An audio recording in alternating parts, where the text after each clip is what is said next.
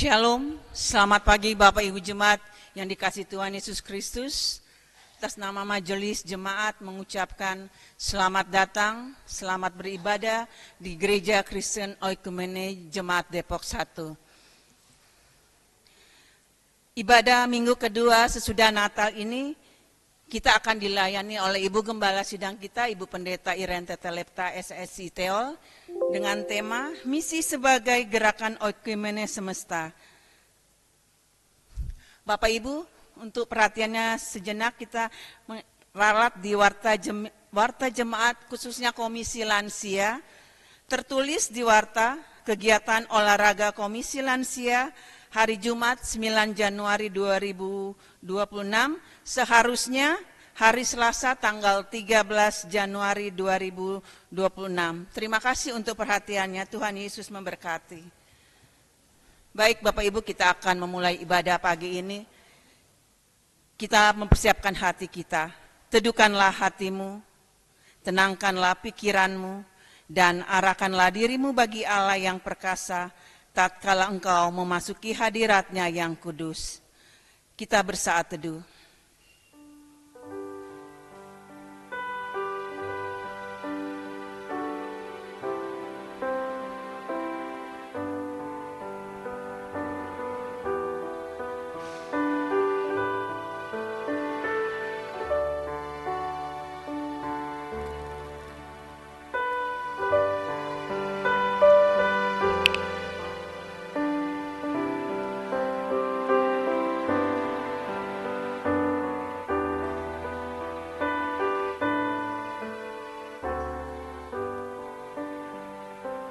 Saat teduh selesai, marilah kita berdiri dan menyambut firman Tuhan dengan menyanyi dari nyanyian PKJ 1 bait 1 dan 2, Abadi Tak Nampak.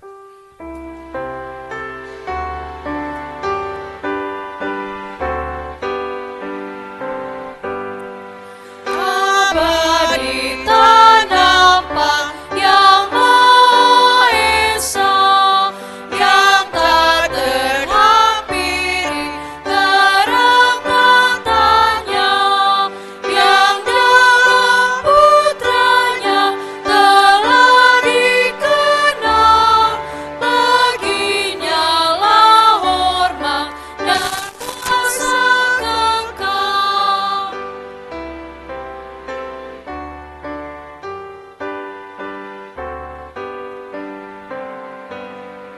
Ibarat cahaya berkarya tenang, wibawa rajawi kekal kau pegang. Teguh bagai gunung keadilanmu, dan awanmu syarat dengan kasih-Mu. Jemaat yang dikasihi dan diberkati oleh Tuhan, mari kita memulai ibadah minggu pagi ini dengan bersama-sama kita mengaku bahwa pertolongan kita adalah dalam nama Tuhan yang menjadikan langit dan bumi, yang memelihara kesetiaannya sampai selama-lamanya. Turunlah atas saudara sekalian anugerah dan sejahtera dari Allah Bapa kita dan dari Tuhan kita Yesus Kristus. Amin, amin,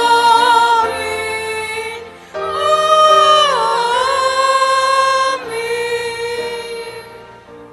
Jemaat Tuhan, saya persilakan untuk duduk kembali.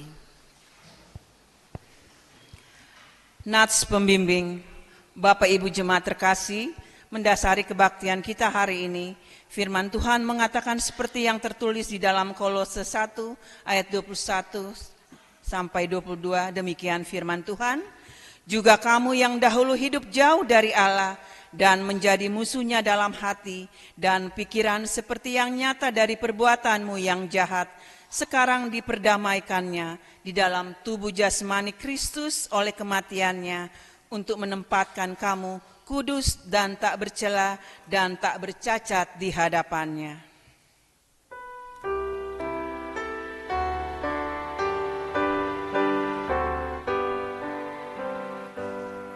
Engkau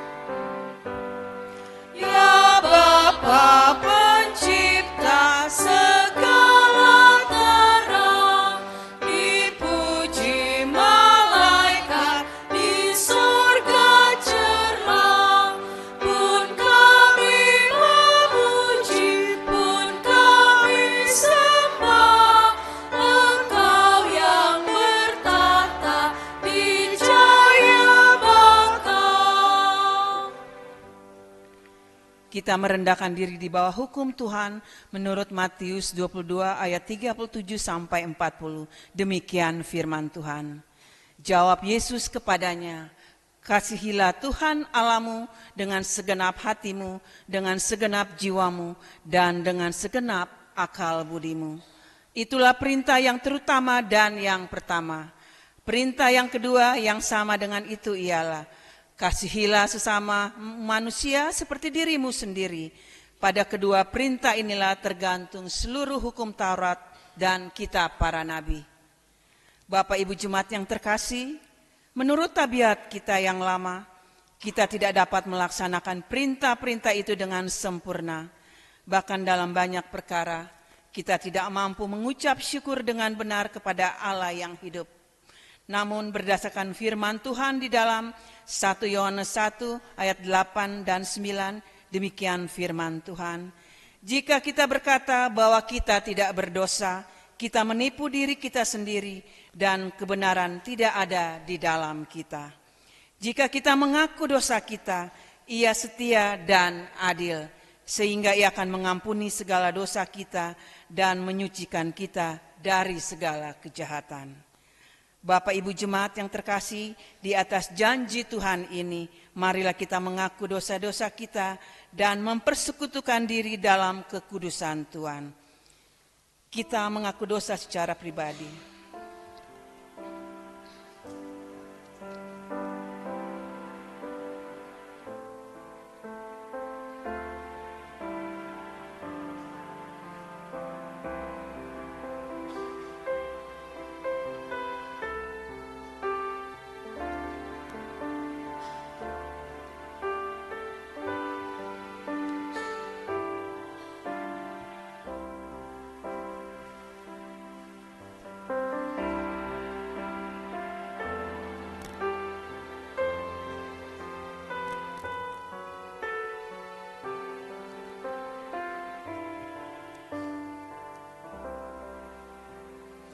Marilah kita bersama-sama mengaku.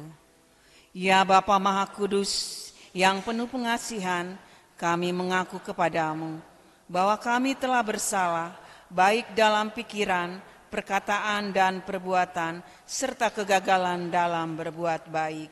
Seringkali kami sebagai umat tebusan-Mu, terbenam dalam kelemahan iman, tidak setia, lalai menuruti perintah-perintah. Bapa, kami mohon pengasihan-Mu. Kami sebagai jemaat-Mu kerap kali mencemarkan kekudusan Tuhan dalam berjemaat dengan kebudaran pengharapan, dengan perselisihan dan pementingan diri. Kristus, kasihanilah kami.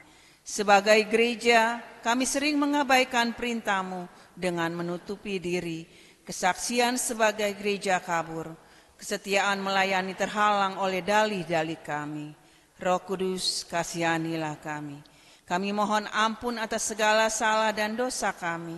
Sucikanlah kami oleh karena kasih-Mu. Baharulilah kami senantiasa dengan kuasa Roh-Mu yang kudus. Dalam Yesus Kristus Juru Selamat, sesuai janji-Mu. Amin.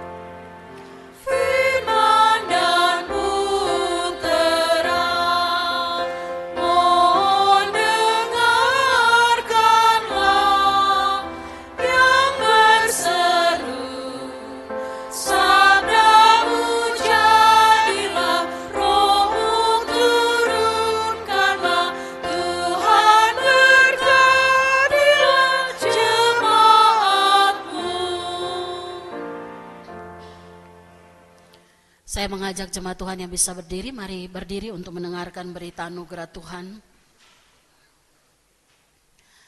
Saudara-saudara, selaku hamba Tuhan Yesus Kristus, saya memberitakan bahwa pengampunan dosa itu sudah berlaku bagi setiap kita di dalam nama Allah Bapa, Anak, dan Roh Kudus. Dan ini berlaku bagi semua yang datang mengaku dosa dengan sungguh-sungguh di hadapan Allah dan berkomitmen untuk hidup menurut janji Tuhan. Seperti yang tertulis dalam Mazmur 103 ayat 10-12. Saudara, dengarkanlah berita anugerah dari Allah. Tidak dilakukannya kepada kita setimpal dengan dosa kita, dan tidak dibalasnya kepada kita setimpal dengan kesalahan kita. Tetapi setinggi langit dari bumi, demikian besarnya kasih setianya atas orang-orang yang takut akan Dia. Sejauh timur dari barat, demikian dijauhkannya dari kita pelanggaran kita. Amin. Jemaat, saya persilakan duduk kembali. Petunjuk hidup baru. Dengan demikian kita hidup dalam suatu hidup yang penuh dengan kelimpahan kasih Allah yang disebut hidup baru.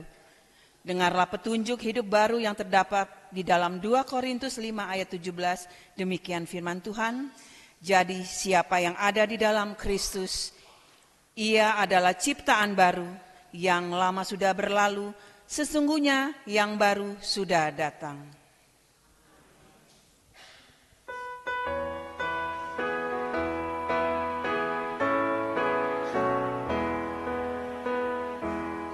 Terpuji Engkau, Allah Maha Besar, karena Yesus telah bangkit dan hidup kekal.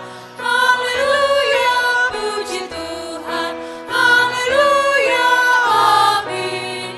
Jiwa kami Kau jadikan segar abadi.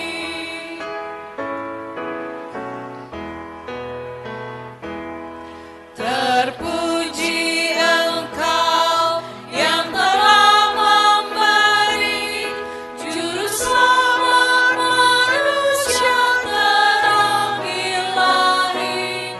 Haleluya, puji Tuhan, haleluya, amin. Jiwa kami Kau jadikan segar abadi. Bapak Ibu Jemaat diundang berdiri.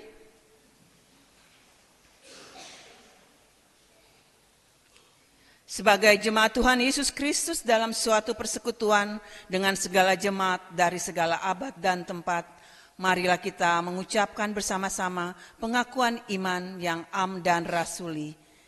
Kita berkata, Aku percaya kepada Allah, Bapa yang Maha Kuasa, Khalik langit dan bumi, dan kepada Yesus Kristus anaknya yang tunggal Tuhan kita, yang dikandung daripada Roh Kudus, lahir dari anak darah Maria, yang menderita di bawah pemerintahan Pontius Pilatus, disalibkan, mati dan dikuburkan, turun ke dalam kerajaan maut. Pada hari yang ketiga, bangkit pula di antara orang mati, naik ke sorga, duduk sebelah kanan Allah, Bapa yang Maha Kuasa, dan akan datang dari sana untuk menghakimi orang yang hidup dan yang mati. Aku percaya kepada Roh Kudus, gereja yang kudus dan am, persekutuan orang kudus, pengampunan dosa, kebangkitan daging, dan hidup yang kekal. Jemaat dipersilakan duduk kembali.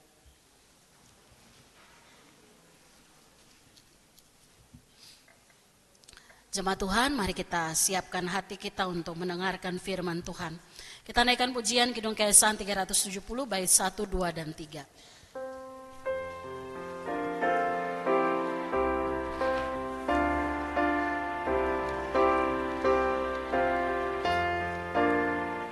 Sekarang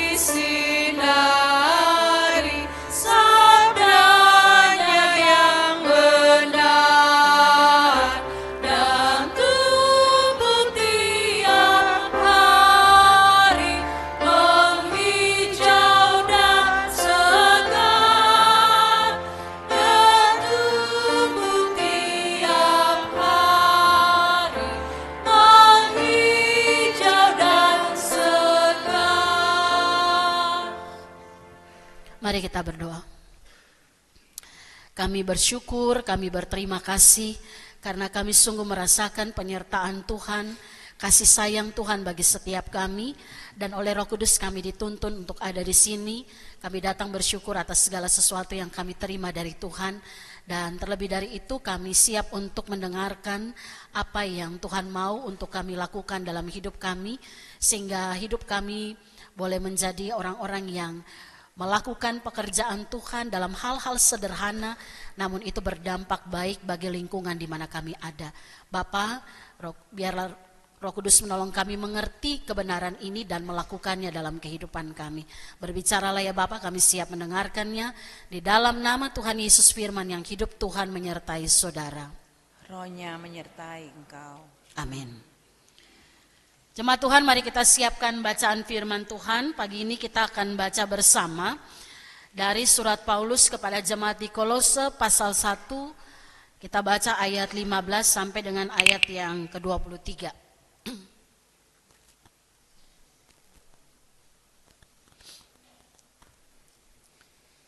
Kalau sudah dapat, saya ajak kita yang bisa berdiri, mari berdiri. Saya bacakan untuk kita ya bagian firman ini.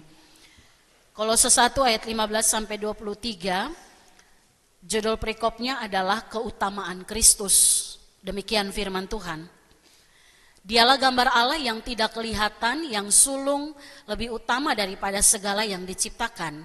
Karena di dalam Dialah telah diciptakan segala sesuatu yang ada di surga dan yang ada di bumi, yang kelihatan dan yang tidak kelihatan, baik singgasana maupun kerajaan, baik pemerintah maupun penguasa. Segala sesuatu diciptakan melalui Dia dan untuk Dia. Ia ada terlebih dahulu daripada segala sesuatu, dan segala sesuatu menyatu di dalam Dia. Dialah kepala tubuh, yaitu gereja. Dialah yang sulung, yang pertama bangkit dari antara orang mati, sehingga Dialah yang lebih utama dalam segala sesuatu. Karena seluruh kepenuhan Allah berkenan tinggal di dalam Dia, dan melalui Dialah Allah memperdamaikan segala sesuatu dengan dirinya, baik yang ada di bumi maupun yang ada di surga, sesudah Ia mengadakan pendamaian dengan darah salib Kristus. Juga kamu yang dahulu hidup jauh dari Allah dan menjadi musuhnya dalam hati dan pikiran, seperti yang nyata dari perbuatanmu yang jahat, sekarang diperdamaikannya di dalam tubuh jasmani Kristus oleh kematiannya, untuk menempatkan kamu kudus dan tak bercela dan tak bercacat di hadapannya. Sebab itu kamu harus bertekun dalam iman, tetap teguh dan tidak berguncang, dan jangan mau digeser dari pengharapan Injil yang telah kamu dengar dan yang telah dikabarkan di seluruh alam di bawah langit, dan yang aku ini Paulus telah menjadi pelayannya. Demikianlah firman Tuhan. Terpujilah Tuhan Yesus Kristus. Ia berkata, yang berbahagia, yang lebih berbahagia ialah mereka yang mendengarkan firman Allah dan yang memeliharanya. Haleluya.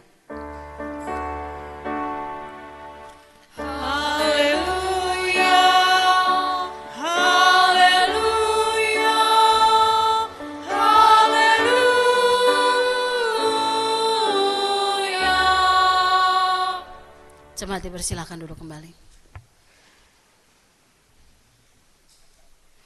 Selamat pagi Bapak Ibu jemaat, Shalom.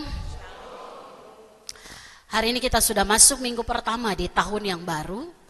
Dan biasanya di minggu pertama itu kita membahas tema tahunan GKO. Sehingga hari ini temanya agak unik ya. Kira-kira kalau baca temanya Bapak Ibu mengerti enggak? Sulit ya? Ya udah kita ngerti sama-sama ya hari ini. Sama-sama kita baca. Misi sebagai gerakan oikumene semesta. Ya. Misi sebagai gerakan oikumene semesta. Ini tema tahunan yang diputuskan dalam GKO secara sinodal. Dan itu juga diterapkan dalam kehidupan jemaat lokal termasuk kita GKO Jemaat Depok 1. Ini tema tahunan kita. Nah dari tema inilah setiap program-program diarahkan untuk mencapai apa yang disebut dengan misi sebagai gerakan oikumene semesta. Oleh karena itu mari kita sama-sama mengerti apa maksudnya ketika dikatakan misi sebagai gerakan oikumene semesta. Kita lihat satu-satu ya Bapak Ibu. Pertama kita lihat apa itu misi. Ya, Kalau bilang misi, kita langsung berpikir, oh ini kita pergi ke satu tempat. Ini ada program untuk pergi ke satu tempat dan melakukan sesuatu. Ya, kalau kita lihat sebatas itu sangat pendek sekali atau sangat sedikit sekali pemahaman kita. Karena kalau bicara tentang misi, kita bicara tentang apa yang Allah lakukan bagi dunia melalui gerejanya. Ya. Apa yang Allah lakukan bagi dunia melalui gereja. Sehingga misi itu bukan sesuatu yang datang dari gereja. Tapi misi itu kita kenal istilah ada missio Dei atau misi Allah, pengutusan Allah. Berarti misi bicara tentang apa sih yang Tuhan mau buat bagi dunia. Dan satu tempat yang menjadi wadah di mana Tuhan menyatakan kehendaknya itu melalui yang namanya gereja. Jadi misi bicara tentang bukan program gereja, bukan kegiatan tertentu, tetapi panggilan Allah yang mengutus gereja untuk masuk ke tengah dunia. Supaya apa? Melalui gereja dunia berjumpa dengan berita kebenaran. Yaitu keselamatan Allah di dalam Yesus Kristus. Bapak Ibu juga dengar kebenaran itu dan kita diperlengkapi di tempat ini. Pertanyaannya mengapa harus gereja? Karena gereja adalah representasi atau perwakilan kehadiran Allah di tengah-tengah dunia ini. Artinya gereja tidak sekedar sebuah bisa dibilang organisasi, sekedar organisasi. Oh, gereja itu tempat kita ibadah, tempat kita kumpul untuk lakukan kegiatan-kegiatan, tidak sekedar itu. Tapi gereja menjadi tempat di mana ada orang-orang yang berkumpul untuk tahu apa yang Tuhan mau. Untuk ngerti, oh kalau saya ada di sini saya tidak hanya bersyukur kepada Tuhan. Tapi saya diperlengkapi untuk apa? Waktu saya keluar masuk di dalam kehidupan dunia ini, saya tahu apa yang harus saya lakukan. Jadi Bapak Ibu, kita ini hidup tidak sekedar hidup ya. Kita hidup karena pengutusan Allah di tengah-tengah dunia ini melalui kehidupan kita. Dan itu gereja menjadi tempat di mana kita diperlengkapi oleh Tuhan. Sehingga mari kita datang gereja tidak sekedar, oh iya saya datang gereja karena saya orang Kristen, enggak. Disinilah kita diperlengkapi. Melalui apa? Melalui firman Tuhan, melalui pujian yang dinaikkan. Itu ada kata-kata yang mengajak kita untuk, oh Tuhan mau tuh saya lakukan ini. Pertama, saya harus sadar dulu untuk apa saya ada di dunia ini. Lalu saya ngerti dulu, oh Tuhan utus saya. Bapak Ibu masih ingat ya saudara, amanat agung kita? Ya, itu juga menjadi bagian dasar visi misi GKO. Amanat agung kita terdapat di Matius 28 apa 29? 28. Tadi saya bilang juga di ibadah pagi. Dulu pernah saya bilang, mari kita jemaat kita buka dari Matius 29 ayat 1 sampai ini. Semua langsung buka Alkitab. Terus saya bilang, ini ketahuan gak pernah buka Alkitab ini. Karena Matius itu cuma sampai 28. Terus ada yang bilang begini, Ibu Pendeta gak ada Matius 29, makanya buka Alkitab. Supaya tahu itu Matius cuma sampai 28, tidak ada 29. Itu ya, ketahuan. Kalau Markus sampai berapa? Lihat Alkitab. Cepat-cepat 16. Ya, itu udahlah. Tidak ada ujian iman kok untuk bagian itu. Tapi setidaknya kita tahu gitu ya. Nah, Matius 28 ayat 19 20 itu kan pengutusan Allah bagi kita ya. Bukan hanya bagi para murid, tapi juga untuk Bapak Ibu dan saya, karena firman-Nya bilang begini, pergilah, jadikanlah semua bangsa muridku, baptislah mereka di dalam nama Allah Bapa, Anak dan Roh Kudus, dan ajarlah mereka melakukan segala sesuatu yang telah kuperintahkan kepadamu. Dan ketahuilah, bagian itu dihafal kuat. Tadi saya sendiri hafal yang bagian awalnya.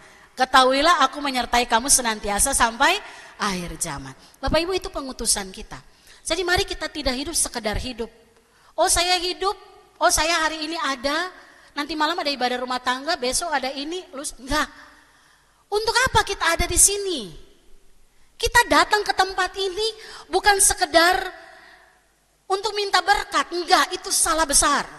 Ya, Bapak Ibu hadir di gereja bukan supaya diberkati.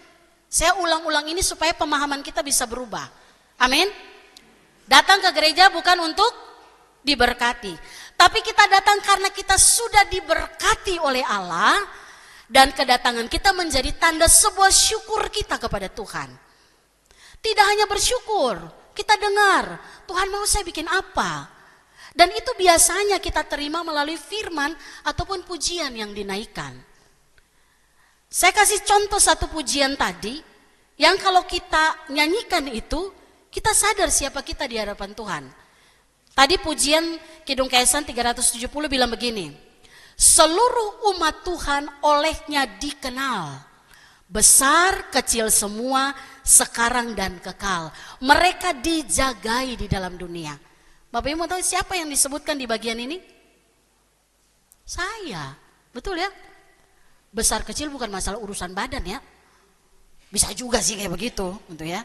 Tapi artinya mau kita itu kuat atau lemah, kita dijagai oleh Tuhan. Makanya begitu nyanyi lagu ini, harusnya kita merasa betapa saya berharga di hadapan Tuhan. Betul ya? Jadi sebenarnya pertobatan kita itu bukan hanya melalui firman, tapi juga pujian. Makanya kalau pas nyanyi, nyanyilah dengan benar. Bukan kita penuh udah kalau bergumul di rumah saja, begitu di gereja, lepaskan itu semua dan bernyanyilah untuk Tuhan.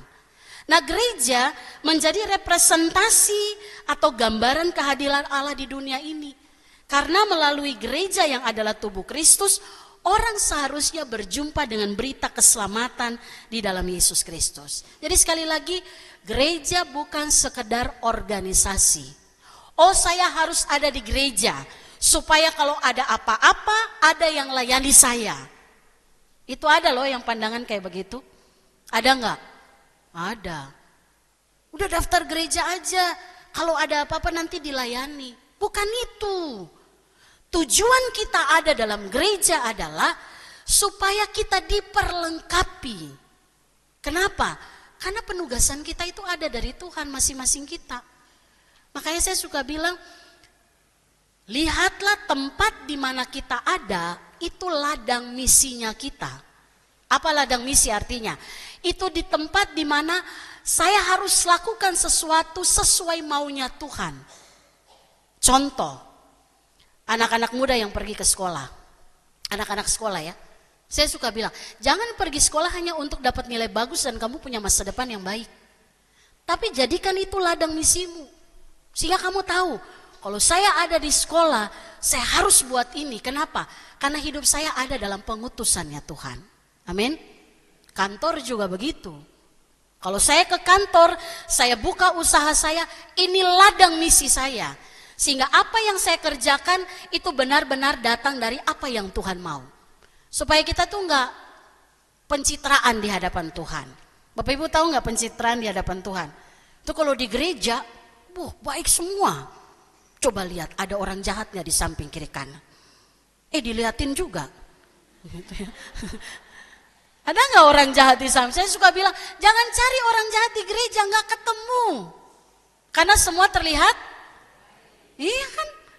Kalau cari orang di gereja, nggak. Dari sini saya lihat wajah-wajah Bapak Ibu penuh dengan keramahan, damai sejahtera dan kekudusan. Kok nggak amin ya? Amin ya dikatakan. Amin ya? Iya. Tapi itu bukan pencitraan di hadapan Tuhan. Kadang-kadang kita begitu, suka pencitraan di hadapan Tuhan. Wih, ini Natal nih kita datang, setidaknya ada absen lah di hadapan Tuhan. Iya kan? Begitu habis Natal tahun baru, kemarin itu pusing majelis urus itu kursi-kursi ya. Sekarang hitung dari sini. Jadi kadang-kadang orang Kristen ini suka pencitraan di hadapan Tuhan. Begitu momen tertentu harus absen ini. Kalau tidak absen nanti apa kata dunia? Saya orang Kristen kok enggak datang ibadah. Itu karena pemahaman kita yang keliru. Tapi kalau kita lihat gereja itu representasi atau gambaran kehadiran Allah bagi dunia. Saya datang di sini supaya saya tahu keluar dari tempat ini saya harus ngapain. Mulai dari mana? Mulai dari rumah. Ya, ulang-ulang kan. Saya paling suka kalau sampaikan sesuatu mulai dasarnya itu dari keluarga. Karena bagi saya keluarga adalah basis pendidikan iman. Setuju Bapak Ibu? Sudah, setuju ya? Keluarga itu basis pendidikan iman kita. Kalau dalam keluarga kita nggak punya dasar iman yang kuat, keluar pun kita pasti gampang oleng. Dan itu yang sering kali terjadi. Maka ketika di keluarga kita tahu, oh di sini tempat saya praktek firman Tuhan. Masuk dalam kehidupan gereja, di sini tempat saya praktek firman dan diperlengkapi. Sehingga waktu kita keluar, dimanapun kita berada, hidup kita berdampak baik. Nggak usah sampai kita ngomong macam-macam. Senyum doang itu orang sudah diberkati melalui apa yang kita lakukan. Amin ya. Jadi jangan sampai kita jalan lihat orang pun tetap aja. Banyak pergumulan itu kayaknya. Tapi juga nggak terlalu senyum. Semua orang kita aneh nanti dibilang gitu ya. Nah, Bapak Ibu Saudara, kita diperlengkapi untuk beritakan kabar keselamatan kepada siapa? Kepada dunia. Kepada semesta ini. Berarti tidak hanya bicara kepada manusia, tapi juga bicara kepada, bukan bicara hanya kepada orang Kristen, orang satu gereja, enggak. Tapi juga kepada mereka yang juga belum berjumpa dengan kebenaran Injil, ataupun yang menolak kebenaran Injil itu. Kita harus hadirkan penugasan Allah itu kepada semua makhluk, termasuk kepada alam ini. Ya. Karena banyak sekali orang Kristen menjadi orang-orang yang memberikan kontribusi kerusakan dalam lingkungan atau alam yang kita punya. Sehingga kenapa tema kita tahun ini, misi sebagai gerakan oikumene semesta, artinya misi yang itu digerakkan oleh semua orang kepada seluruh ciptaan Tuhan. Termasuk juga kepada alam. Nah, yang berikut kita lihat, itu tentang misi. Apa yang dimaksudkan dengan gerakan oikumene semesta? Kalau gerakan oikumene itu sendiri Bapak Ibu Saudara, itu sudah dimulai di awal abad 20. Sekitar tahun 1910 itu mulai ada konferensi Edinburgh yang membahas tentang bagaimana gereja-gereja yang berbeda ini, mereka ada dalam kesatuan hati untuk melakukan sebuah gerakan yang menjadikan Kristus Yesus sebagai pusat dan poros dari segala sesuatu. Lalu tahun, kalau saya salah mohon maaf, 1948, muncullah yang namanya Dewan Gereja Dunia, ya. Sampai akhirnya di Indonesia kita kenal Persekutuan Gereja-Gereja di Indonesia, di mana GKO masuk menjadi anggota yang ke-76 ya, tidak salah, untuk Persekutuan Gereja Indonesia. Nah, yang ada dalam Persekutuan Gereja ini, kita diajak untuk melakukan sebuah gerakan yang namanya gerakan oikumene, gerakan keesaan. Gerakan keesaan ini ada karena kita tahu gereja dibentukkan dengan latar belakang yang berbeda ya. Tradisi beda, doktrin bisa beda. Saya mau tanya Bapak Ibu, pernah gereja di tempat lain gak? Pernah. Kenapa? Karena lagi gak enak sama GKO gitu ya. Nah, abaikan aja. Karena kita pernah dan kita lihat ya, bagaimana ciri ibadah di sana berbeda gitu ya. Ajaran pun bisa berbeda gitu. Artinya gereja-gereja itu punya latar belakang tradisi, dogma atau doktrin yang beda-beda. Yang kalau ini kita baku adu, ya, ini terjadi perpecahan semakin besar. Makanya muncullah gerakan ini, gerakan keesaan atau gerakan oikumene, mewujudkan gereja Kristen yang esa di Indonesia dan itu terjadi di tengah-tengah dunia. Untuk apa? Menggenapi doa Tuhan Yesus dalam Yohanes 17 ayat 21. Doa Tuhan Yesus bilang apa? Itu moto GKO loh. Supaya semua menjadi satu. Yesus berdoa supaya semua menjadi satu, sama seperti engkau ya Bapa di dalam aku dan aku di dalam engkau dan mereka di dalam kita, supaya dunia percaya bahwa engkaulah yang mengutus aku. Itu dasarnya. Jadi kita ada dalam gereja bukan sekedar memenuhi kebutuhan rohani kita, tapi kita diperlengkapi untuk bergerak bersama dengan orang-orang percaya, membawa berita bahwa Allah aktif menyatakan keselamatannya bagi dunia. Dan itu juga berlaku bagi semua orang, bahkan semua ciptaan Tuhan. Kata semesta memberi gambaran bahwa pemulihan Allah itu juga terjadi bagi seluruh ciptaan. Jadi Bapak Ibu Saudara, pemulihan Allah atau keselamatan yang Allah buat itu tidak hanya pulihkan relasi kita dengan Tuhan. Bapak Ibu percaya relasi saudara dengan Tuhan sudah pulih? Percaya enggak? Amin ya. Karena relasi kita pulih, makanya kita datang bersyukur. Karena relasi kita pulih, kita berdoa tanpa ada ketakutan apapun. Relasi kita dengan Tuhan pulih, amin. Tapi tidak hanya itu. Keselamatan yang Allah buat bagi kita itu juga berdampak pada relasi kita dengan sesama pulih. Dengan sesama sudah pulih? Berarti ada masalah dong. Berarti ada yang masih kita marah-marahin, ya, ada yang masih rusak relasinya. Kalau ada yang tidak pernah rusak relasi, saya pengen belajar karena saya juga pernah rusak relasi dengan orang lain. Bapak Ibu pernah? Pernah kan? Sudah bilang aja pernah. Kan sama kita 11-12 itu ya. Saya juga pernah rusak relasi. Tapi Tuhan bilang begini, kalau kita ngerti berita keselamatan, kita nggak akan biarkan kerusakan itu terus-menerus dan menghancurkan kita. Tapi itu harus pulih. Demikian juga relasi kita dengan ciptaan yang lain. Bapak Ibu Saudara mungkin pernah dengar istilah pertobatan ekologi. Itu dilakukan, gerakan itu dilakukan oleh Persekutuan Gereja-Gereja di Indonesia. Ya, jadi kita diminta untuk urusan hal-hal yang berkaitan dengan pertobatan ekologi itu perubahan cara pandang, gaya hidup manusia yang menyadari bahwa krisis dalam lingkungan ini bukan sekedar urusan sosial atau teknis, tapi itu urusan iman. Makanya sekarang itu dibilang sebisa mungkin kita bisa mengelola lingkungan kita itu ada dalam keadaan aman dan asri. Itu ya. Beberapa minggu yang lalu saya kasih kesaksian di kompleks kami Sarkus RT 4 di mana saya tinggal. Itu sudah mulai ada pemisahan antara sampah organik dan sampah yang tidak bisa terurai, plastik dan lainnya. Jadi kita diminta untuk pisahkan itu. Saya waktu itu saya bilang, wow, orang sudah menyadari kadang-kadang kita di gereja aja sampahnya banyak banget. Coba kalau pulang sekali-sekali kalau udah keluar dari gereja terus ngintip-ngintip lah di belakang-belakang di bawah itu. Itu banyak loh sampah. Habis ini sih nggak ada. Karena bertobat rame-rame kan. Ada satu anak sekolah minggu, tadi saya bilang juga, ada satu anak sekolah minggu yang kalau ketemu saya, dia selalu mempertanyakan sampah-sampah di gereja. Itu anak sekolah minggu kelas pertama kalau tidak salah dia sekarang ya. Dia tiap kali salaman sama saya dia bilang gini, Ibu Pendeta, kenapa orang buang sampah sembarangan di gereja? Saya bilang, aduh ini anak kecil dia sudah ini ya, kritis dia. Terus saya bilang begini, kalau kamu lihat orang buang, tegur. Kalau kamu lihat ada sampah di situ, angkat. Artinya mengajarkan dia bahwa jangan mempersoalkan sesuatu, tegur kalau itu salah, lakukan yang baik kalau itu bisa kamu lakukan. Bayangin loh, anak kecil aja sadar. Tapi kadang-kadang kita ini makan permen, masukin aja dalam tas, jangan buang di bawah, walaupun ada Bung Yani untuk sapu. Tapi setidaknya kita punya pertobatan ekologi. Di rumah juga demikian. Itu bagian bukan hanya urusan sosial.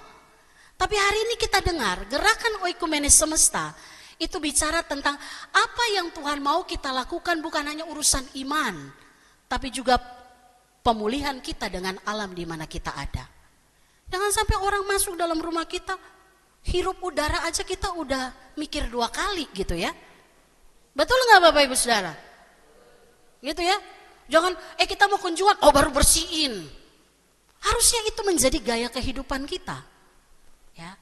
Nah Bapak Ibu Saudara, pertobatan ekologi ini menjadi sesuatu yang disadari sungguh karena itu bicara semesta. Satu ketika saya baca di satu artikel, beberapa tahun yang akan datang anak cucu kita akan hidup di atas sampah. Karena sekarang ini penggunaan sampah itu luar biasa. Bapak Ibu kalau pernah lewat tol Cibitung, apa itu? Yang tolnya Pareki, tol Pareki lagi. Yang Pareki biasa lewat Cibitung, apa itu ya yang di sana itu? Bapak Ibu kalau lewat tol itu ke arah Cikampek, lewat tol Cibitung, lihat sebelah kiri, itu ada gunung. Itu bukan gunung itu sampah, Bantar Gebang kan itu ya. Itu sampah loh, bayangkan loh, itu produknya kita ya. Nggak diciptakan Tuhan gitu. Itu kita yang ciptakan sehingga satu ketika kita akan hidup di atas sampah itu. Hari ini saya ingin mengajak kita untuk melihat bahwa segala sesuatu yang kita kerjakan jangan hanya urusan rohani, kalau saya sudah baca Alkitab, saya sudah berdoa, berarti saya sudah cukup beriman. Enggak. Menjaga lingkungan itu bagian juga dari iman kita. Nah, mari kita lihat bagian firman Tuhan hari ini. Gereja tidak hanya sekedar memberitakan Injil melalui kata-kata, tapi menyaksikan Injil juga melalui cara hidup yang benar. Maka hari ini dasarnya firman Tuhan, Kolose pasal 1 ayat 15 sampai dengan ayat 23.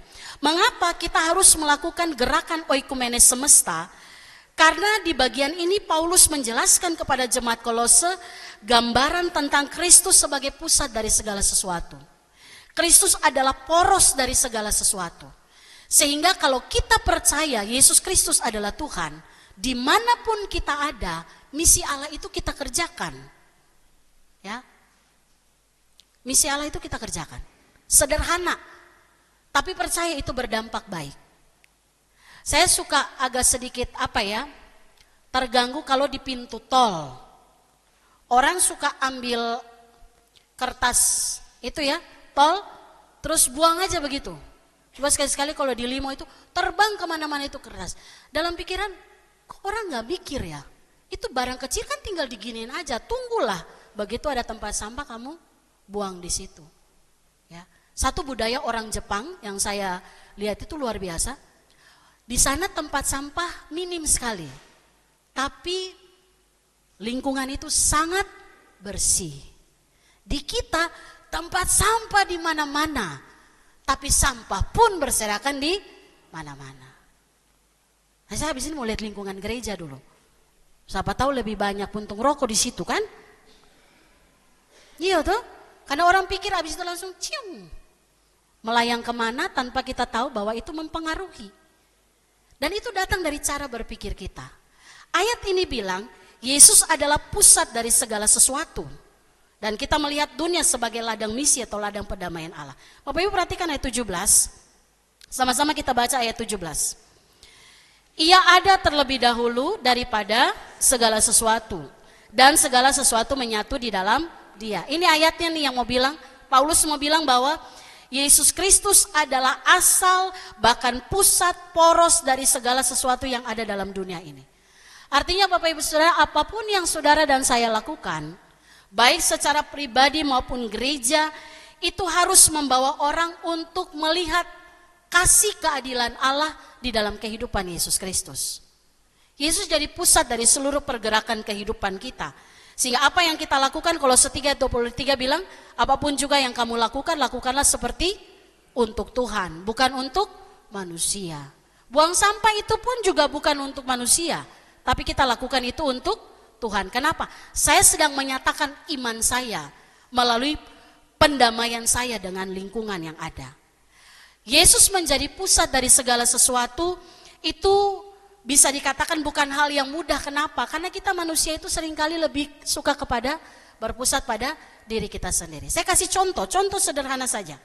Bagaimana bukan Yesus yang dikedepankan, tapi kepentingan diri kita. Pernah dengar nggak ada orang yang kalau cerita terus bilang begini, wih gereja gitu keren banget loh. Tuh gerejanya hebat, wih mantap itu. Itu gereja itu pertama dananya besar, jemaatnya banyak. Wah kalau ibadah di situ asik banget. Pendetanya juga asik kalau khotbah, nggak bikin ngantuk, banyak leluconnya, jadi kita nggak ngantuk. Wih musiknya juga luar biasa. Pernah nggak dengar ada komen-komen seperti itu? Pernah Bapak Ibu ya? Atau mungkin kita pernah komen begitu? Saya waktu dengar seperti itu, penggambaran yang saya dapatkan adalah pusatnya tidak lagi pada Kristus, tapi pada tempat itu. Makanya ada yang bilang, nggak usah ke GKU kurang urapan, katanya, gitu kan? Udah kita ke tempat lain aja, di sana tuh enak. Wih kita datang aja langsung disambut, langsung senyum, kita dibawa ke kursi paling depan walaupun terlambat, misalnya gitu kan? Kita diantar duduk di tempat, dilayani dengan luar biasa. Kalau di GKU paling dibilang gini, depan ya Bu, depan ya. Itu ada kosong Pak, ada kosong, pergi ke depan. Wah pelayanannya kurang mantap. Saya waktu dengar komentar seperti ini, langsung dapat gambaran, orang berpusat pada tempat, tidak lagi pada Kristus. Siapa yang khotbah hari ini? Pendeta Iren yang khotbah, janganlah terlalu tegur-tegur kita dari mimbar itu bikin kepala pusing saja, telinga panas saja. Pendeta ini nggak pernah macam-macam ini. Lalu kita mulai menilai. Padahal Bapak Ibu datang ke gereja, Ini bukan kita sedang menyaksikan pertunjukan, betul? Iya kan? Gereja tuh bukan klub yang kita datang lalu ada orang nge-DJ lalu kita asik ya. Di sini tempat Bapak Ibu tahu apa yang harus dikerjakan.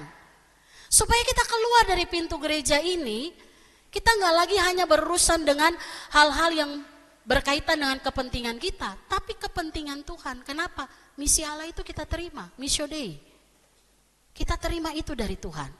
Sehingga kita pulang, kita kerjakan itu di dalam kehidupan kita. Harusnya kalau orang datang di gereja dia bilang begini, puji Tuhan hari ini saya ditegur, saya berjumpa dengan Tuhan melalui lagu pengakuan dosa tadi misalnya. Oh ternyata lagu pengakuan dosa tadi itu bikin saya sadar, iya Tuhan betapa saya ini berharga dan Tuhan ampuni saya. Ada juga orang bertobat karena lagu. Saya kalau nyanyi tuh saya suka lihat jemaat ya, ada yang memang diem, padahal lagunya kayaknya familiar deh.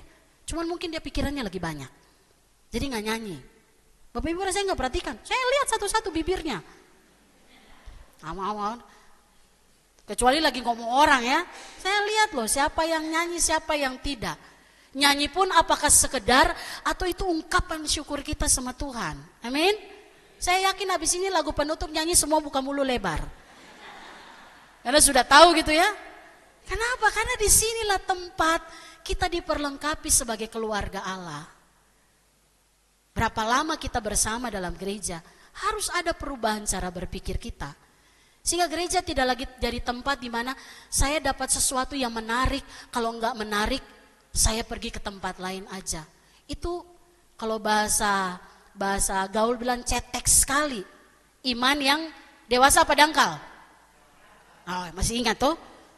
Ada dua wajah iman ya, dangkal dan dewasa.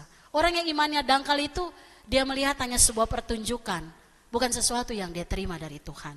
Itu yang pertama. Jadi semua program yang ada dalam gereja harus mengarah pada misi Allah, yaitu dunia berjumpa dengan kasih Kristus. Sehingga program kita tidak hanya menyentuh kepentingan-kepentingan kita gitu ya.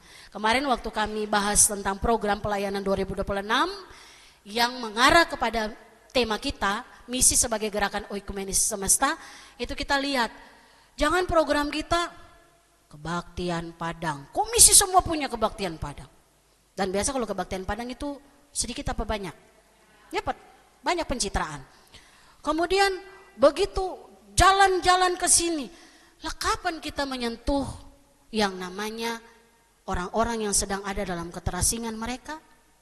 Ya kan? Ataupun sekitar lingkungan gereja ini ada. Kita bersihkan tempat ini aja, itu jadi berkat loh buat orang lain. Kita menyentuh dunia yang jauh sekali. Saya ingat kemarin waktu lansia dan pemuda ya. Lansia dan pemuda kita pergi ibadah bersama itu ya di salah satu panti asuhan. Bapak Ibu tahu yang hadir ada yang berkerudung, yang iya kan? Saya ingat tuh ada opa-opa yang beragama lain dan tapi mereka sukacita ikut itu. Nah, harusnya kita sudah sampai pada tahap itu. Tidak lagi melihat dalam lingkup orang-orang Kristen saja, tapi juga melihat dalam lingkup orang-orang yang juga jauh dari iman percaya. Yang berikut kita lihat ayat 20, satu lagi. Ayat 20 sama-sama kita baca, dan melalui dialah Allah memperdamaikan segala sesuatu dengan dirinya, baik yang ada di bumi maupun yang ada di surga, sesudah ia mengadakan pendamaian dengan darah salib Kristus. Ayat ini mau jelaskan kepada kita bahwa kasih dan karya keselamatan Allah tidak hanya sebatas urusan rohani, tapi mencakup seluruh ciptaan Tuhan. Makanya tadi dari awal saya bilang, pendamaian dari salib Kristus itu tidak hanya urusan saya dengan Tuhan, tapi juga saya dengan sesama. Bapak Ibu masuk keluar gereja, bawa semua pergumulan pada Tuhan dalam gereja, tapi hati nggak baik dengan sesama, kita masih konflik dan itu nggak selesai, percuma semua yang kita lakukan. Karena kita nggak ngerti arti pengorbanan Tuhan yang memulihkan relasi kita dengan Tuhan dan sesama. Kita masuk keluar gereja, tapi kita nggak bisa menjaga lingkungan kita tetap aman dan asri. Itu pun iman kita perlu dipertanyakan. Ya, jangan sampai begitu orang datang, ini rumah apa gudang? Kan begitu ya? Saya pernah datang bukan di sini ya, jangan ada yang siapa itu. Nah, contoh saja. Saya pernah datang itu tiba-tiba pakaian ada semua di ruang tamu, angkat, wah, aduh Bu Pendeta kok nggak bilang-bilang? Kalau saya bilang kan saya nggak lihat aslinya. Saya bilang, oh begini, atur ini yang benar, tuh ya. Jangan sampai kita nggak bisa bedakan mana ruang untuk menerima tamu, mana ruang untuk kita duduk bersama, mana kamar. Saya ingat dulu waktu kecil, cara mengukur kebersihan kita dan kerapihan kita, begitu bangun pagi tempat tidur harus rapi. Betul ya? Itu awal dari kita sukses. Bukan kita bangun terus cek berapa digit lagi sisa uang ada di ATM. Enggak, bersihkan tempat tidur dan kamar, itu bagian penting dari iman. Ya, ada yang sudah kode-kode, makanya bersihin kamar. Nah, sudah ini ya. Itu ukuran pertama loh. Ya. Maka itu menjadi bagian dari kita melakukan pertobatan secara ekologi. Firman Tuhan katakan kita didamaikan. Ingat Bapak Ibu, hari ini Yesus menjadi poros pusat dari seluruh hidup kita. Bapak Ibu mau pergi kemanapun itu ladang misi. Misi berarti apa yang Allah kerjakan bagi dunia melalui saya. Berarti saya bawa misi Allah. Dimanapun saya ada, kehadiran saya harus berdampak baik dimanapun saya ada. Jadi bukan sekedar misi, oh kita pergi ke satu tempat, kita bikin sesuatu dan berdampak, tidak hanya itu. Tapi mungkin di lampu merah sana itu pun kita juga bisa bermisi. Bapak Ibu pernah lewat lampu merah kan ada yang main itu gitar kecil itu, viola kan? Ya. Pernah nggak ketika kita kasih penghargaan ke dia, kita katakan Tuhan memberkati. Ya ada kita, udah cepet, udah mau lampu hijau. Mendingan nggak usah kasih kalau nggak tulus ikhlas ya, nggak tulus dari hati. Saya suka lihat ketika kasih Tuhan berkati, gitu ya. Biasa yang di samping saya nyetir kan, Tuhan berkati. Saya bilang itu sederhana loh, tapi perkataan itu mungkin menyembuhkan hatinya, karena dia sedang merasa dia tidak berharga di hadapan Tuhan. Amin. Maka mari Bapak Ibu Saudara, hari ini temanya sih memang agak sulit bahasa teologis ya. Tapi mari kita mengerti dalam pengertian yang sederhana. Misi sebagai gerakan oikomenes semesta artinya jadikan tempat di mana kita ada, orang merasakan damai sejahtera Tuhan. Sehingga di mana saya ada, saya bawa apa yang mau Tuhan lakukan melalui hidup saya bagi dunia ini. Tuhan memberkati setiap kita. Amin. Mari kita berdoa. Bapa, di dalam nama Tuhan Yesus, kami hari ini diingatkan oleh firman Tuhan bahwa Engkau mengutus setiap kami pribadi, keluarga dan gereja untuk menghadirkan damai sejahtera-Mu di tengah-tengah lingkungan di mana kami ada. Maka biarlah dimanapun kami ada, kami menyadari itu ladang misi, tempat di mana kami menyampaikan apa yang menjadi pesan Tuhan, baik melalui pikiran kami, perkataan, bahkan tingkah laku kami. Sehingga hidup kami berguna bagi Tuhan dan sesama. Ketika kami ada di dunia kerja kami, ketika kami juga ada dalam lingkungan gereja, tempat tinggal kami, hidup kami berdampak baik. Tuhan tolonglah kami, agar kami boleh melaksanakan perintah Tuhan hari ini, mulai dari hal-hal yang sederhana, kami juga melakukan pertobatan secara ekologi, secara khusus kami menjaga kelestarian alam di mana kami ada, dengan memberikan kontribusi positif untuk keadaan lingkungan di mana kami ada. Sehingga benar-benar sungguh Tuhan, kami menikmati alam sebagai anugerah Tuhan bagi setiap kehidupan kami. Ini doa kami ya Bapa, dalam nama Tuhan Yesus kami berdoa. Amin. Kita aminkan firman Tuhan, kita naikkan pujian dari Kidung Keesaan 370 bait 4 dan 5.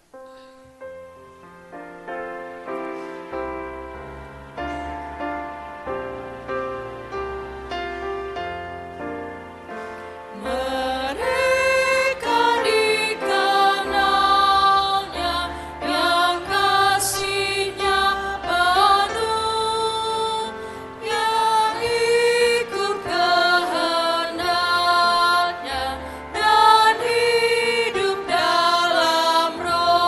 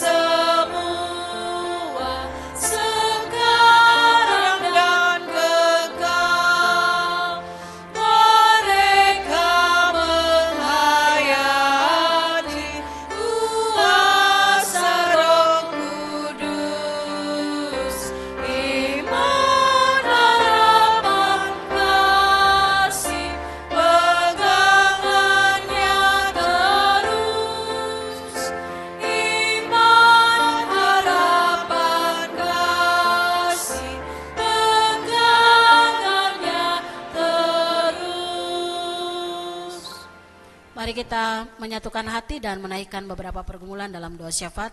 Mari kita berdoa. Kami sangat bersyukur ya Tuhan, Engkau menuntun setiap kami ada di sini. Kami bersyukur atas segala kebaikan Tuhan dalam hidup kami. Kami sudah mendengarkan apa yang harus kami kerjakan ketika kami keluar dari pintu gereja ini, di mana kami melakukan hal-hal yang benar, membawa misi Allah bagi dunia ini sehingga hidup kami berdampak baik bagi lingkungan di mana kami ada. Kami juga mau berdoa untuk beberapa pergumulan yang kami boleh bawa di dalam syafaat kami pagi ini. Kami mau berdoa secara khusus bagi beberapa keluarga dalam jemaat-Mu.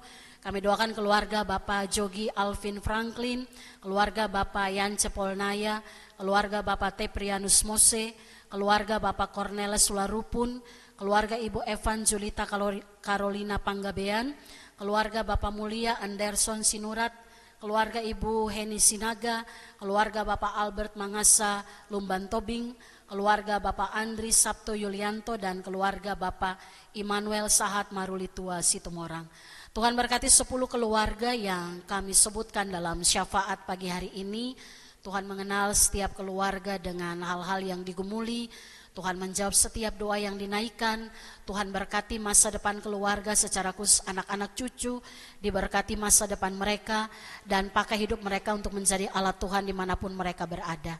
Terima kasih Tuhan, kami juga berdoa bagi seluruh pelayan Tuhan dalam gereja-Mu di tempat ini, majelis jemaat bersama dengan keluarga, para pekerja gereja beserta keluarga, pengurus komisi bersama keluarga, para pengasuh sekolah minggu bersama keluarga, pengajar remtar bersama keluarga, para pemandu pemusik, tim multimedia bersama keluarga.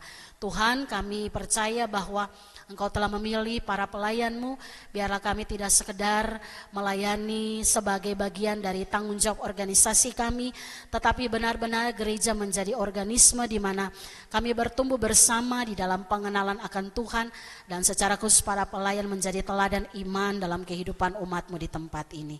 Kami juga berdoa bagi pergumulan-pergumulan umat Tuhan, baik anak-anak kami yang sedang mencari pekerjaan, yang mencari pasangan hidup, keluarga yang mendambakan kehadiran keturunan, bahkan juga ibu-ibu yang sedang mengandung.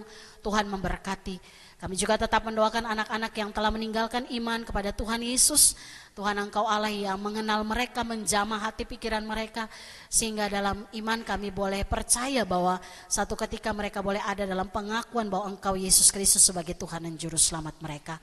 Kami juga berdoa ya Tuhan bagi kegiatan-kegiatan yang berlangsung dalam kehidupan umat-Mu tempat ini. Kami akan memulai seluruh rangkaian pelayanan di tahun ini ya Tuhan, diawali dengan ibadah perjamuan kudus di minggu yang akan datang, dan ibadah Natal Pemuda yang akan berlangsung hari Sabtu tanggal 17. Tuhan memberkati, biarlah kegiatan-kegiatan yang boleh dilakukan ini, kami ada dalam kebersamaan untuk tahu dengan benar apa yang harus kami kerjakan melalui firman Tuhan yang kami dengar, dan kami boleh hidup saling satu dengan yang lain melalui setiap kegiatan-kegiatan yang ada dalam gereja-Mu.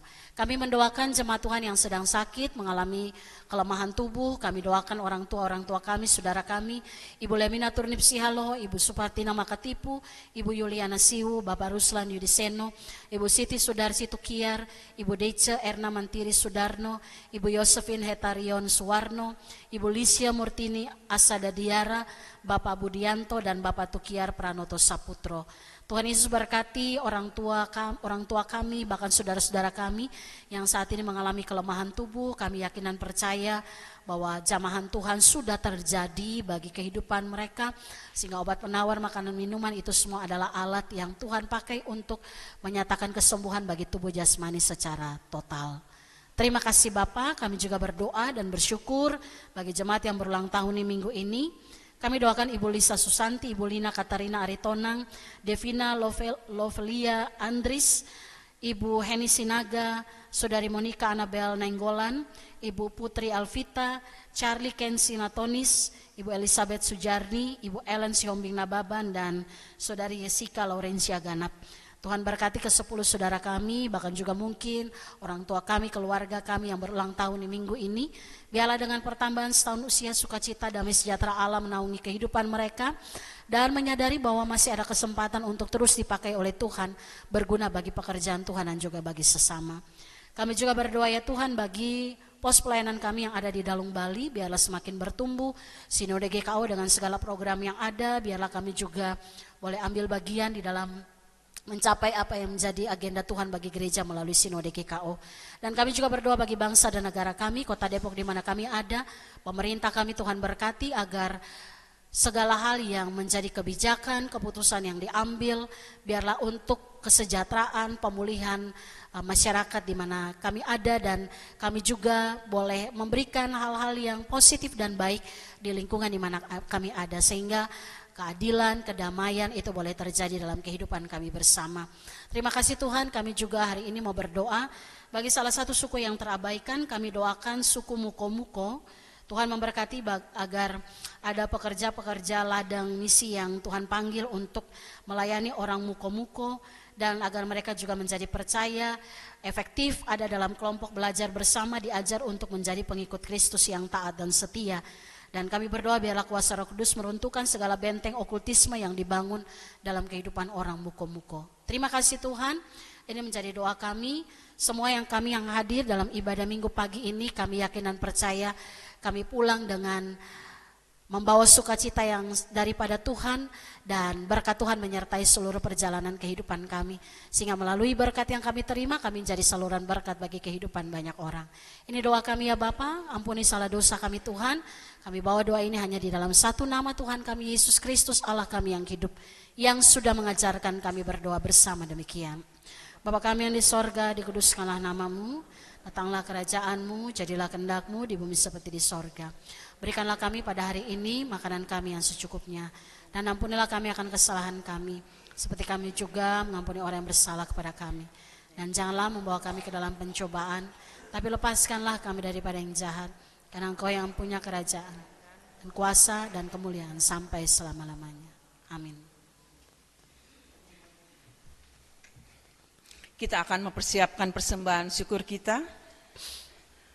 Bapak Ibu Jemaat terkasih, marilah kita mengucap syukur kepada Tuhan dengan persembahan kita sambil mengingat kata Alkitab di dalam 2 Korintus 8 ayat 1 dan 2. Demikian firman Tuhan, saudara-saudara, kami hendak memberitahukan kepada kamu tentang anugerah yang diberikan kepada jemaat-jemaat di Makedonia. Selagi dicobai dengan berat dalam berbagai penderitaan, sukacita mereka meluap, dan meskipun mereka sangat miskin, mereka kaya dalam kemurahan.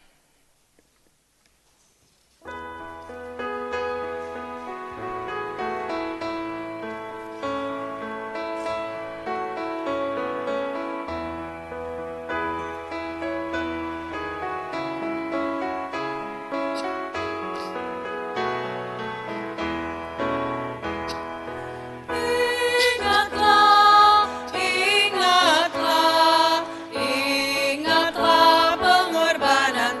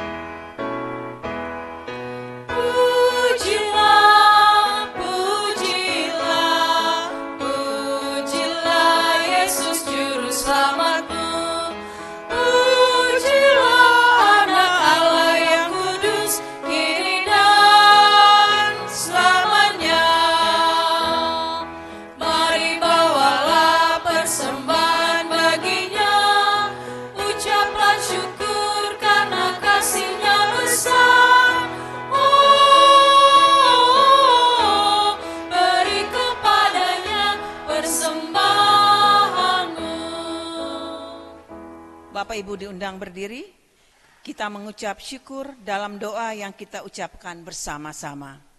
Sekarang ya Allah kami bersyukur kepadamu dan memuji namamu yang agung itu. Sebab siapakah kami ini, sehingga kami mampu memberikan persembahan sukarela seperti ini? Sebab daripadamulah segala-galanya, dan dari tanganmu sendirilah persembahan yang kami berikan kepadamu. Amin.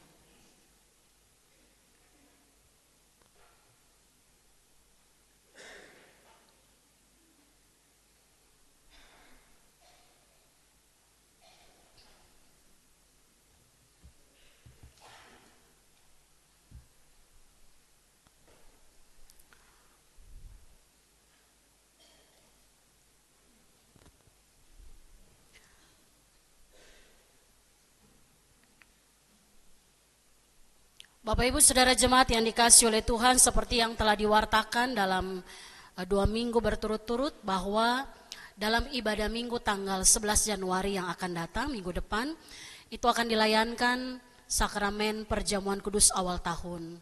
Sehingga dalam minggu ini kita lakukan persiapan kita, tidak hanya persiapan kehadiran kita, tetapi seluruh hati hidup kita untuk ambil bagian dalam undangan meja perjamuan ini.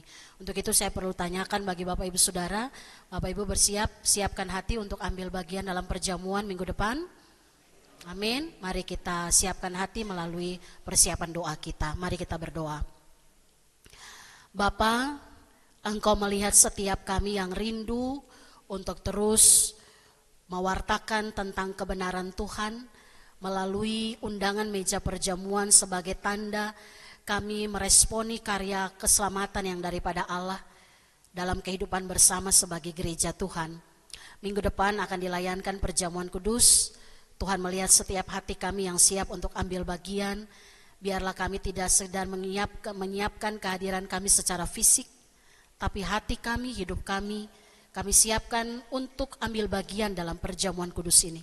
Sehingga Bapa, layakanlah kami, sucikanlah kami, ampunilah segala dosa kami, dan biarlah hari hidup kami ke depan ada dalam tuntunan kuasa Roh Kudus, sehingga kami melakukan persiapan ini dengan benar, dan perjamuan kudus menjadi momentum bagi kami untuk kami hidup dalam komitmen yang tetap bahwa kami siap untuk menjadi alat Tuhan dimanapun kami berada. Misi Allah itu akan kami kerjakan. Terima kasih Tuhan Yesus, kami serahkan seluruh persiapan kami, baik kami umat Tuhan, seluruh pelayan Tuhan yang akan ambil bagian dalam pelayanan. Kami serahkan hidup kami sepenuhnya ke dalam tangan Tuhan. Di dalam nama Tuhan Yesus kami berdoa. Amin. Kita akhiri ibadah kita dalam ibadah minggu pagi ini. Mari kita nyanyi bersama dari Kidung Kehasan 539 bait 1 dan 2. Dan bait ketiga kita akan nyanyikan setelah kita menerima berkat Tuhan.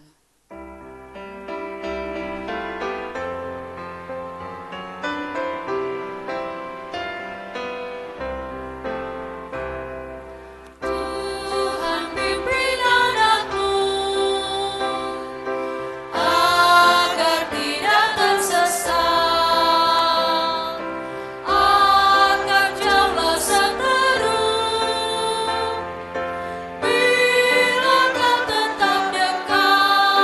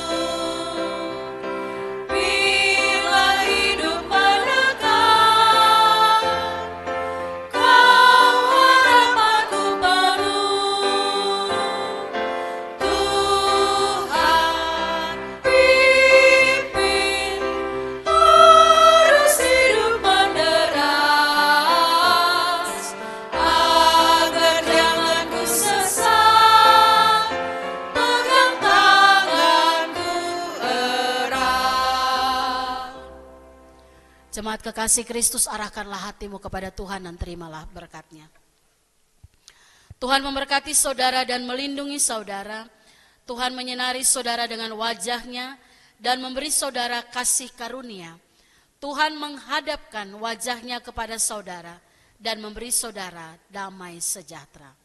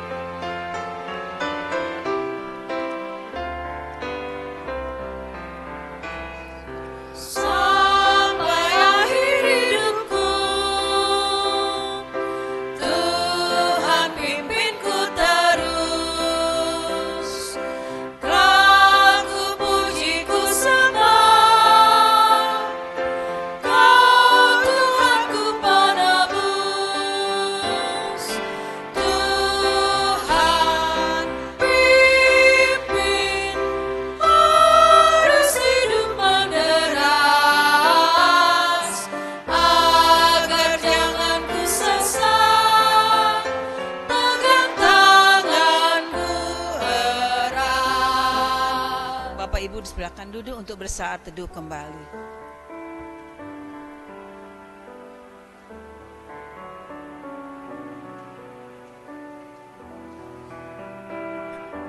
Selamat hari Minggu, Tuhan Yesus memberkati.